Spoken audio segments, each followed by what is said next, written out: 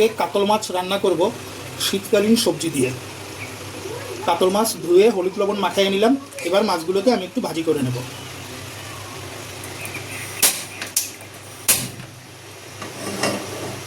সরিষার তেল দিয়ে দিলাম।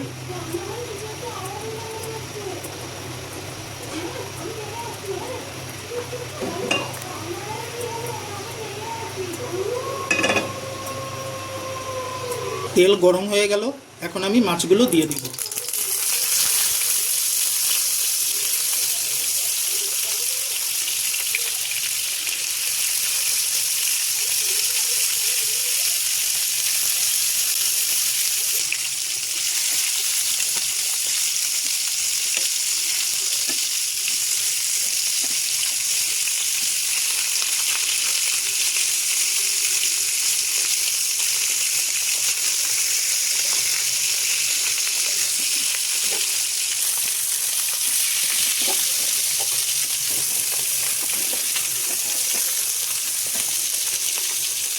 মাছ ভাজাগুলো হয়ে গেছে, এখন নামিয়ে নেব।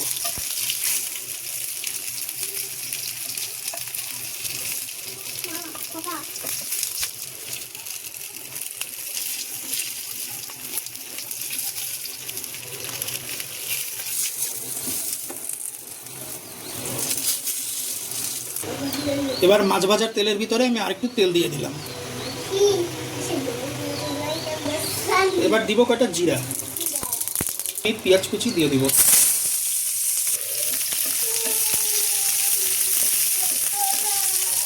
এখন আমি দিয়ে দিব ফুলকপি।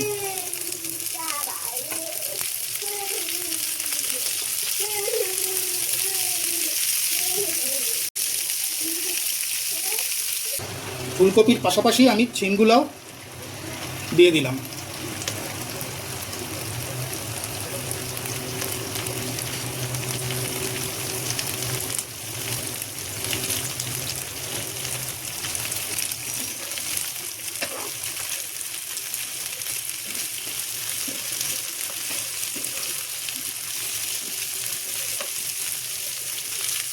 এবার একটু সময় ঢেকে রাখবো।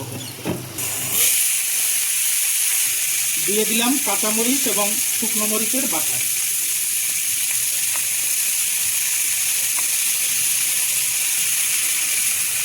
এবার দিব আদা বাটা, দিলাম জিরা বাটা। এবার মশলাগুলোকে একটু ভালো করে মাখিয়ে নেব।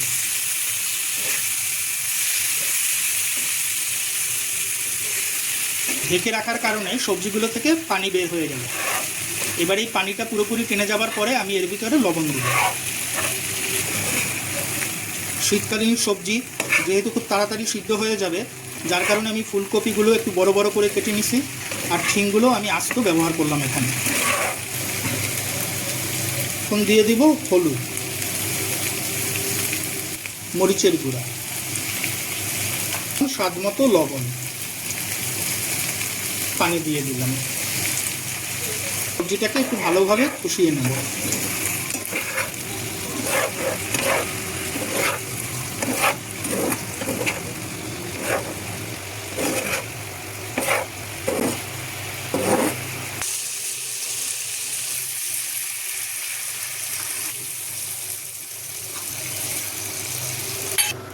শীতের সবজি দিয়ে মাছ রান্না করলে বেশ ভালোই লাগে।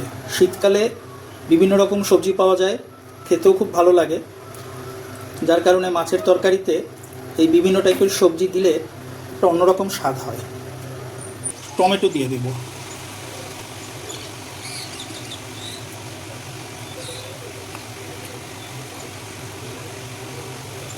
আর ঢেকে দিলাম।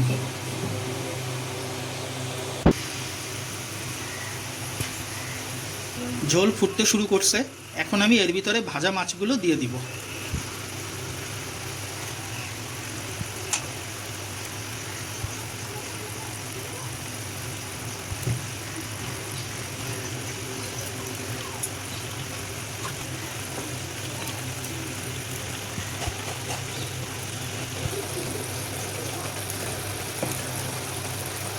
মাছগুলোকে আমি ঝোলের ভিতরে ডুবিয়ে দিলাম।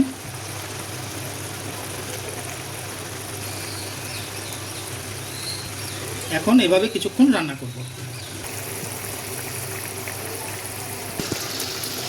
মাছ রান্না হয়ে গেছে। এখন যতটুকু ঝোল আছে এতটুকু আমি রাখবো, খুব বেশি একটা মাখা মাখা করবো না। এখন দিয়ে দিব গরম মশলার গুঁড়া,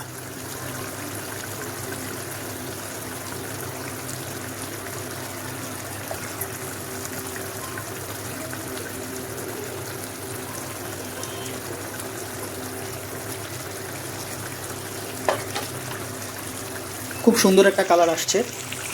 শীতকালে এইভাবে মাছ রান্না করে আপনারাও খেয়ে দেখবেন। বিভিন্ন সবজি দিয়ে মাছ রান্না করলে বেশ ভালো লাগে। এখন দিয়ে দিব ধনেপাতা।